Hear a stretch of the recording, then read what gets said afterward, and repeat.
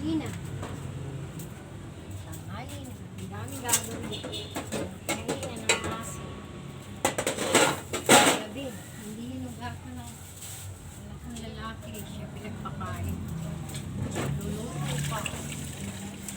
Alis mo na ako ng kaldera.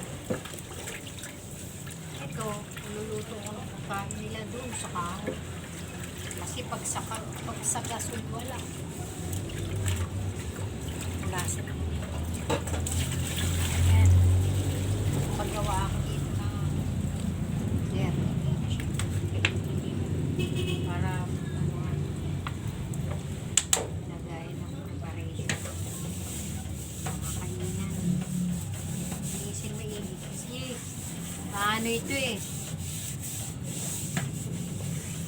Baka magkaroon sila ng bulate pag madumi yung kainan.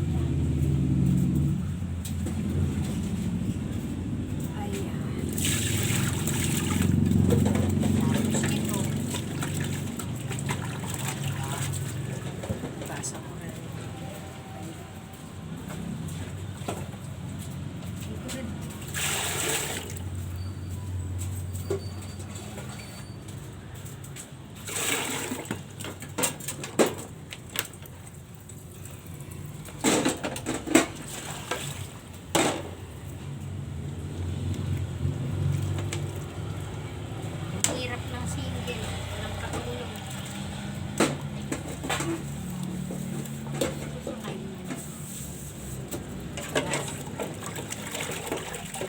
Para mamaya, lilipat ako doon sa kabila.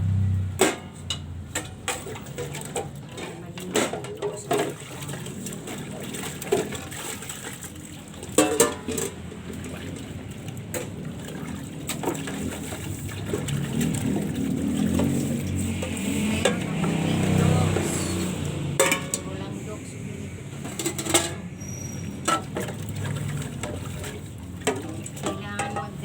para may pagkain ng mga aso.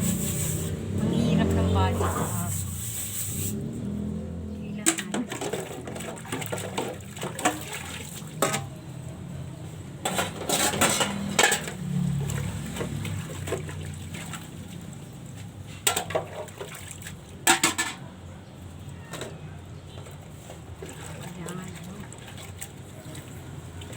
Tipid ko. Wala pa naman akong trabaho. Tindahan lang. Nagkakuhanan ko ng pera.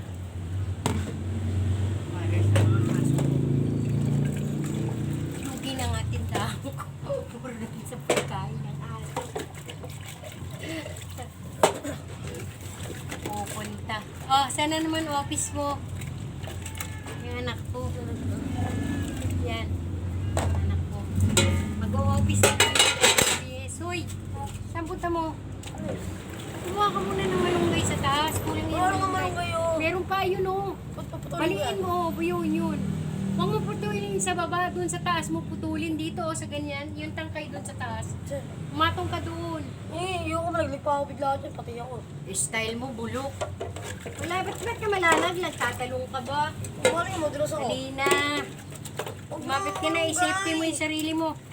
Pilak ko na kasi din sa taas eh. Kumuha ka na. Pinalak kasi. Paghapon ka na naman wala. Uwi ako mamaya nga pan. Ha? Uwi ako mamaya nga pan. Oo, mag-office ka? Yan ako, hindi mo pakinabangan sa bahay. Oh, yun na. Alis ng umaga. Wala na. Hey, Erjan!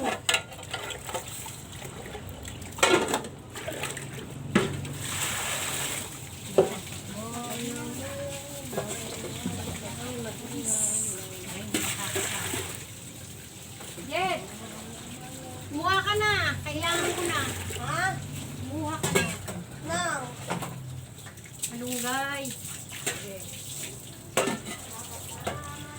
Malunggay kasi nilalagay ko sa ulam nila. Kasi antibiotic yan. Para sila sakit.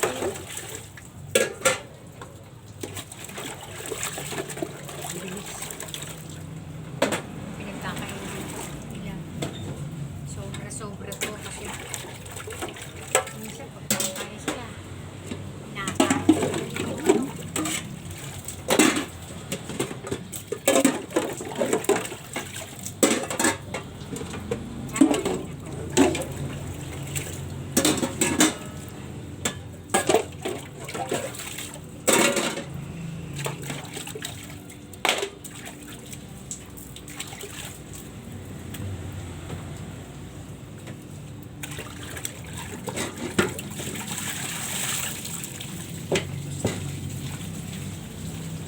Okay, tapos na. Magpe-prepare man ako ng pagkain ng aso.